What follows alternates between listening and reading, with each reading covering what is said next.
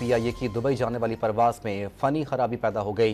तैयारे के तमाम टायर फट गए हैं। तैयारे के सारे टायर बस्ट हो चुके हैं। दुबई से मुल्तान के लिए उड़ान भरने के दौरान इंजन में खराबी की वार्निंग मौसूल हुई।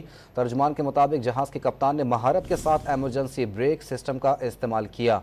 PIA की दुबई से मुल्तान की परवास में फ़नी खराबी हो गई। मज़ीद जानते हैं सैयद वसीम से। सैयद वसीम, बताइएगा इस हवाले से। जी बिल्कुल, ये पाकिस्तान इंटरनेशनल एयरलाइन की परवाज दुबई से मुल्तान के लिए रवाना हो रही थी। इसके टायर ब्रश होने के वाक़े के बाइस जो है वो परवाज के 172 मुसाफिरों को लाउंज में मुंतकिल कर दिया गया है। दुबई से मुल्तान के लिए लाउंज में मुंतकिल कर दिया गया है। तैयारे के सारे टायर बस्ट हो चुके हैं। दुबई से मुल्तान के लिए उड़ान भरने के दौरान इंजन में खराबी की वार्निंग मौसूल हुई थी। तर्जुमान के मुताबिक जहाज़ के कप्तान ने महारत के साथ एमरजेंसी ब्रेक सिस्टम का इस्तेमाल किया।